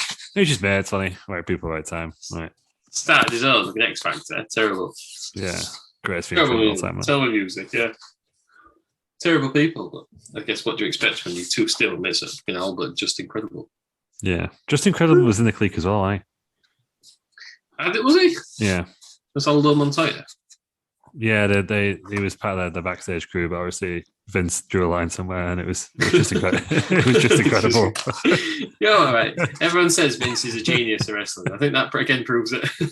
Yeah, that was where he's like, fine, you could put fucking X back in there, whatever he's called, kid at the time, wasn't he? But I'm drawing a line, just incredible. So imagine if just incredible third guy. That was it, yeah. Well, he wouldn't have been a third guy, but he could have been in DX. You know when they rebooted it. Imagine Aldo Montoya, Portuguese man of war, who's also a footballer, wasn't he? That was his gimmick as well, wasn't it? I don't know. That was his first gimmick. He was a Portuguese international footballer. What's it like? Our football? Yeah. And that didn't work out, so he became the man of war, but still Portuguese. Like, he is part Portuguese, isn't he? That's his PG Polacco, isn't it? Yeah. Right. Enough of that. What are the star rates like? I can't imagine it's got anywhere above a 2. Or is this a dud? Correct, that's 2. 2. He's wrong, isn't he? -3. -1. This was fucking awful. Right, there's one. There's nothing good about this match. No, there's nothing good about Luger. This is before Big Show. He didn't know what he was doing. He was obviously got bad advice from the worst people in wrestling. Yeah. But then Vince was like, "Oh, I'll book him as a giant," and he dropped him out for like a month. Yeah. Yeah, but that one, because the Big Show was, he thought he'd made it or something already, didn't he? Wasn't that again Big Show's attitude? Yeah, but I feel like I've said this before. Like, punish people off stage. Do you know what I mean? Like, don't ruin your storylines. Well, did he get took off thinking for a while? Yeah, but he lost before he debuted at St. Valentine's Day Massacre, didn't he? And he lost before WrestleMania. He lost at WrestleMania as well, didn't he? Yeah, but he lost to Austin, I think, the week before, and he lost to Mankind on WrestleMania. I mean, it's not really that bad, is it? Do you lose to? Yeah, he did look like a colossal prick at St. Valentine's Day Massacre. Yeah, it's screwed up, didn't he? But just. Again at WrestleMania. Yeah, I just find it hilarious that you were like, "Oh, it looks like he's out the booking him because he's on his way out," and they're actually trying to build him to a world title contender. That's just what it looks like, though, isn't it? So, I would have put money on Luger being the next one. Yeah, no credit to a booking there. Yeah. He's been like a great idiot. He's losing to Luger. This bloody next match we'll get on this. So the main event then, Hollywood Hogan versus Rowdy Roddy Piper.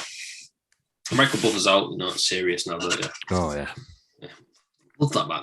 Gets paid so much money to do about 10 minutes work. Actually, when we're speaking of great voices, we never included Buffer, did we? The Buff man, yeah. His voice is exactly the same when he speaks to you as well. Yeah, have you already spoke to him? Yeah, I wish. Listen to a podcast on it. Had a conversation with Michael Buffer. Would love that. Yeah, we'll get him on. I was listening to a podcast. He used to say it. If he was on Cameo, I imagine he'd be more. No offense to Tugboat. I imagine you'd be paying more for Buffer, that, right? What's Cameo?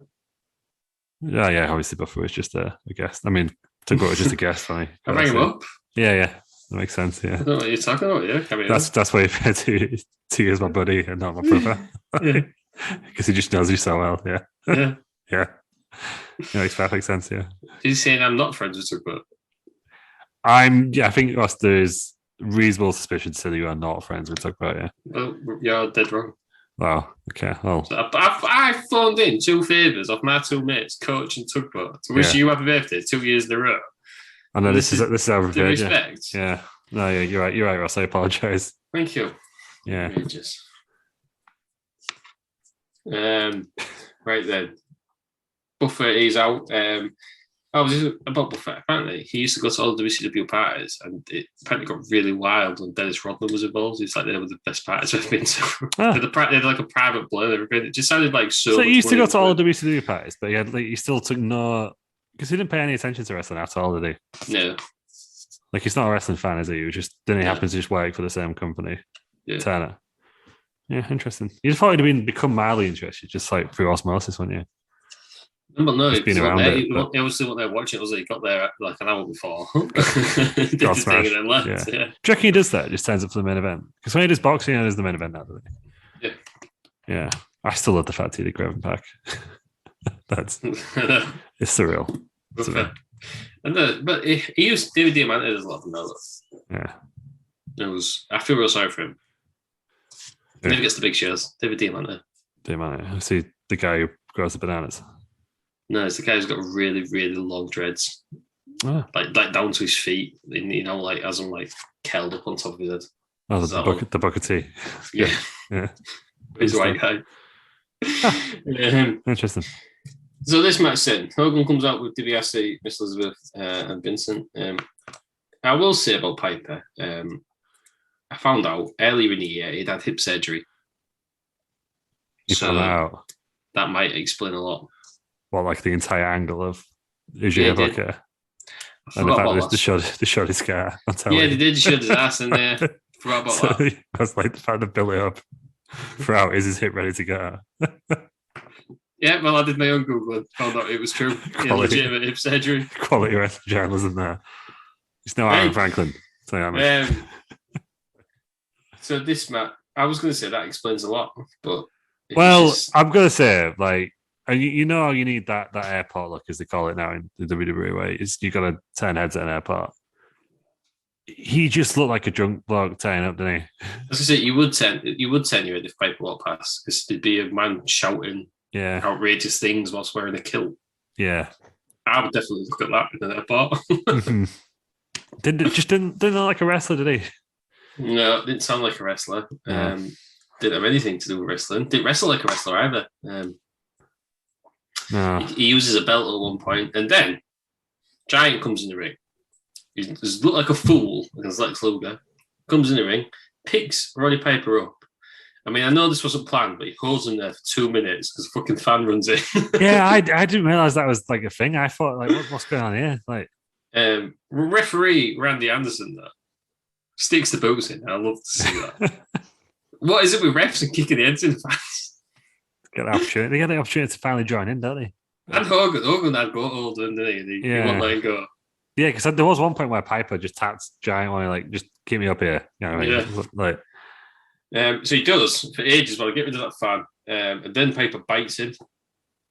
And chokes Hogan to win. Mm-hmm. Wow. Yeah. Choked Hogan out. Yeah. Big deal, isn't it? To beat even Hogan, Randy Anderson looked sharp. It looked like a big deal, but what an absolute waste. Well, Hogan's never beat him, has he? Up to this point. Mm-hmm. Surprising, because Hogan likes to get his win back, doesn't he? Yeah. It's more surprising that this is apparently your biggest show of the year. It's just a non-title match. But, what's the point then? I'm assuming there must have been an angle where Hogan was like, "Yeah, I'll fight you then," but your title's not all that, is it? Yeah, don't they have a cage match in a couple of months' time? Yeah, that's not until Halloween Havoc. That. Oh my sweet lord! Yeah, it goes on that long. They have another match at Super Bowl in February. 10 months later. Yeah, it finishes at Halloween Havoc '97. Yeah. So you got that to look forward to.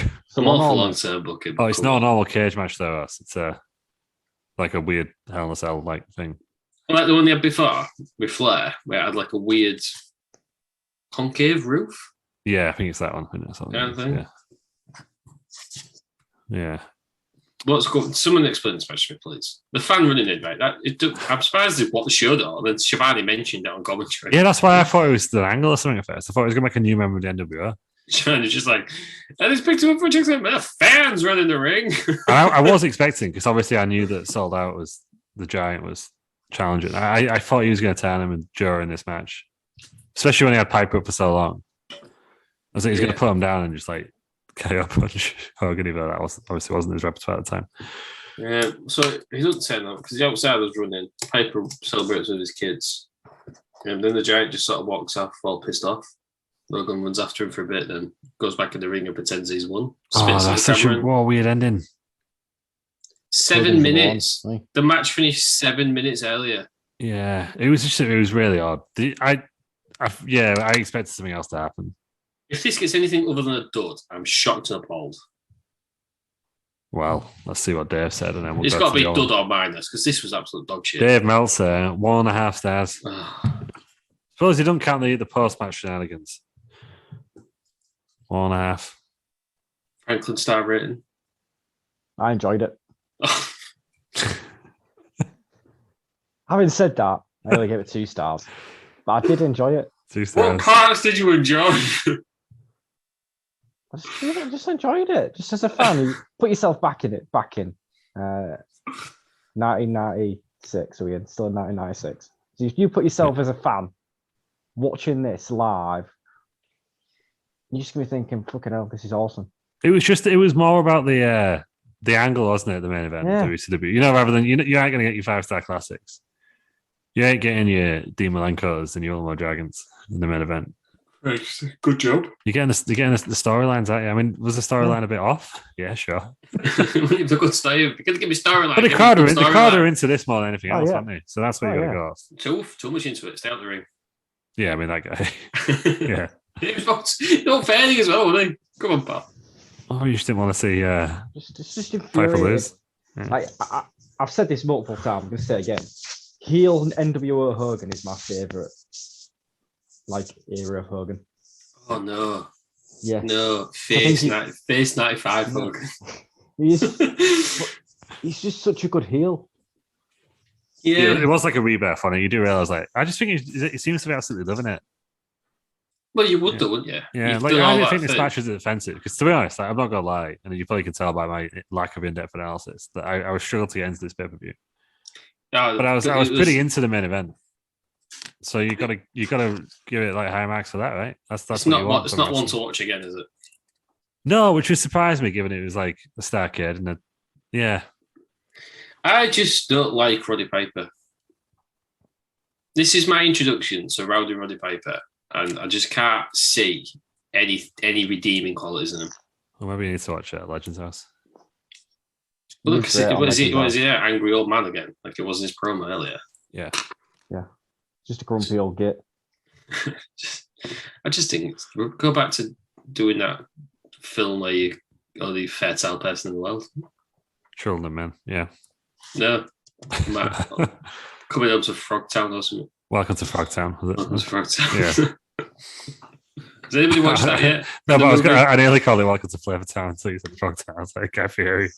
Special. Like. Put Guy Fieri in this match, then we're talking. You know what I mean? It was odd angle though, and I was, you know, when the NWO came out and they're arguing with the Giant, like you dropped the ball again, mate, you fucked up, and I was like, there's two screens there, and they're angling it, so someone's going to go through the screen or something. It just gets the huff and walks off. That would have been a good ending, though, rather than the NWO just walking back to the ring and celebrate as if they weren't. Surely you should have given Piper his moment there. Yeah, I understand doing it. You know, they used to do it with Austin in WWF, but he was the babyface, wasn't he? Send the crowd, I'm happy. If the babyface has just got a big victory, why give the heels the celebration at the end? Just creating heat. Yeah, major heat. How long have the NWO been going? 6 months. 6 months. Yeah. You've got this massive angle with Sting booking in a year. Yeah. So why the fuck's Hogan getting choked out? Why? I understand Piper winning, but why? That's quite dominant. Do you think that's more dominant? Because chokeholds are meant to be illegal, aren't they? Back in the day. So it's a dirty thing you then say in pinning him. You're going to go down for free count. Yeah, it's a good way of Piper winning, but not clean. No, but I think that makes Hogan look really weak. No, they were pinning it all on Giant, weren't they? Yeah, but that's probably why I did this angle. Out. If it had been Giant and they've argued and Piper had rolled him up for the 3, held the tights, put his feet on the ropes, done something like that. I think Hogan was dead against being pinned. I don't think you're ever going to get Hogan pinned at this point. No, but I don't see why. I'd rather be pinned than choked out. Yeah, but Hogan's old school, isn't he? And choking out was like a new thing. Yeah. You didn't even tap out at this point, did you? Like tapping out wasn't a thing until Shamrock going. You're building this absolute monster in Hogan. Unstoppable thought. Who's going to stop it? You need somebody massive, Sting. And he has been choked out by an old man though. Yeah, but they weren't presenting Piper as well. They were sort of way presenting old man, weren't they? Yeah, it was talked about his fucking hip surgery. It's true. For months. I just thought it was real odd. I don't understand the booking. No, it was odd to book it in the first place, I thought. But I guess they didn't want Piper. They must have spent a lot of money on Piper. It was a big deal getting him in at the time. So that was probably the thinking behind it. You got to stretch out a little bit. You can't just have Hogan beat him. I just think if you're going to do it the other way. Yeah. Get Hogan DQ'd, get Piper DQ'd. I don't know. You know what I mean? I don't want them choking him out. Yeah, but then you get the best of both worlds because Piper's maintained his victories over Hogan and Hogan had lost clean. Yeah, I think that's why they kept really labouring the point that the Giant was the one who fucked up. So it was. I mean, they did make them look both like idiots, and that was how they built to the world title match. But yeah, So I couldn't think if once you book the match, and you're putting yourself into a corner. I can't think of many other better ways out of it. I say you could have done a roll up or something, but I think Hogan would have seen it as he didn't want to get pinned. A DQ? Because then at least you could say, if he's choked out, you could say he's not been pinned in over a year or something, and then you know it's a. And he didn't tap out as well, that he just got caught because of the Giant. I don't know. I think a DQ would have been better. Just have Piper snap. Have Piper snap and just batter him with a chair or something. You know what I mean? He weren't enforcing the rules like all night. They kept making it. They kept to make a point of it, didn't he? Like, good refereeing for Anderson because you just want to do it. No, Anderson. Because I'm doing something. Randy Anderson because he just won't do anything, was he? I don't know. Disappointed. A very disappointing pay-per-view for me. 2 redeemable matches, which is why I'm giving it a score out of 10. I'm giving it 4. 4 out of 10. Do not recommend. Even the good matches on it, I wouldn't recommend going to see it. Don't go out your way to see it. I'd probably give it a 5. It was underwhelming to me. I'm going middle fiddle, 4.5. So that's where I originally thought, and then YouTube's kind of gone either side of me. Yeah, that's how it works out. Yeah, it did feel. I'd say, like, I know that Starrcade at this point wasn't as big as it used to be, but it did feel like a very underwhelming pay-per-view. Mm-hmm. Considering, like, all of them they've had so far had consequences. Like, this didn't really seem to have that many consequences. It's going to be Nitro. This they could have given us the Giants 10 on this show. I get at this point WCW were probably more interested in Nitro, weren't they, beating Raw than they were. Yeah, sort of like putting the big angles on pay-per-view, but. Yeah, if you'd got Giant 10 on the NWO at the end, and just like lob him on through a screen or just beat him up a bit. That could have been better. That would have been a good ending, wouldn't it? That's how Piper could have won. Giant goes nuts. Just get sick of him. Yeah. Maybe he fucks up and he nearly loses. Well, that's what I thought he was going to do. Nash are pushing him, so the Giant's like, "Look this." Yeah, start hammering people. They were trying to spin that angle out for it to happen on telly, I guess. So they had to make him look like an idiot instead. But they could have done something like where he swung for Piper and he ducks and he just nails Hogan or something. Yeah. Yeah. But again, I just don't think Hogan wants to take the pin in this era. I think that's why they had to do something else other than a pinfall.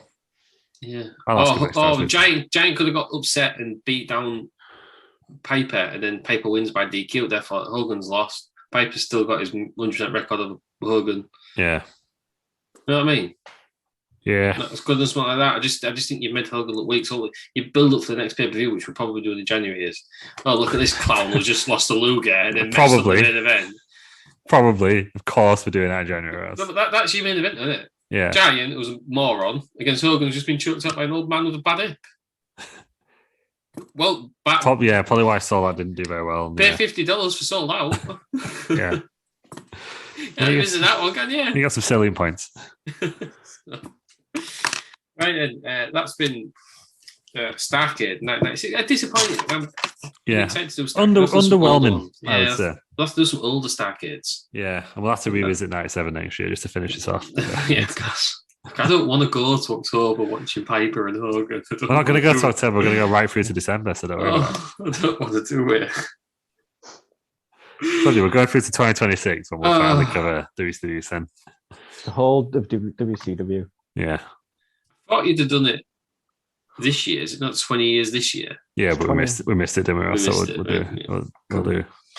Go all the way through now. Right, that's been this show. That's been NWO, and the start of the NWO. Because there's 5 more years this year. And Starrcade 1996. Speaking of missing things out, we're missing next week.